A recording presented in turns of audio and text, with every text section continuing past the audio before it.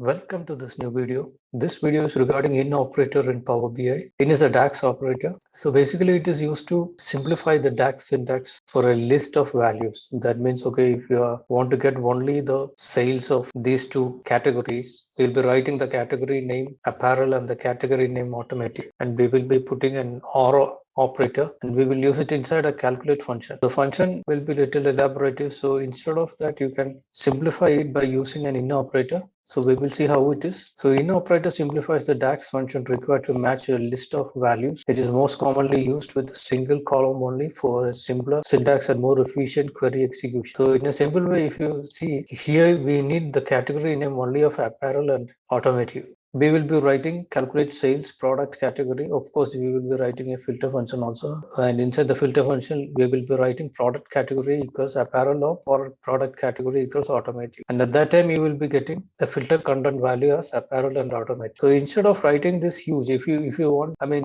to get the details of 3 or 4 more, you have to write the code too much. So instead of that, of course, we can use a slicer also instead of that. But if you want basically the client needs only these much of things, you have to write a big code. So instead of that, you can just write product category in, write all these values. So we will see the function here. So now we have the table. This is a metrics table and we have all the categories, but we need only this apparel and automotive. So we will copy and paste the table once again and we will remove the values, and once again we will take from the product category, we will take the category name, we will take the product name, and the product name should be in the rows. So we will see now we have all the category names, but we need only these two. So we will create a measure for that. So we will name it as sales equals to calculate total sales, and we will filter product table and product category. Usually if you want only these two, we will write it as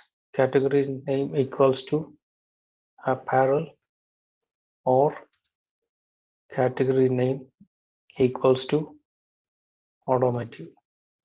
So usually we will write like this and we can keep it here. Of course, you got these two values, but instead of these two values, if you need 4 or 5 values, okay, it will be very difficult to write. So instead of this, you can just take it out and you can write it as in category name in apparel, comma, automotive. So this also worked the same. So hope this was an interesting one. Have a nice day.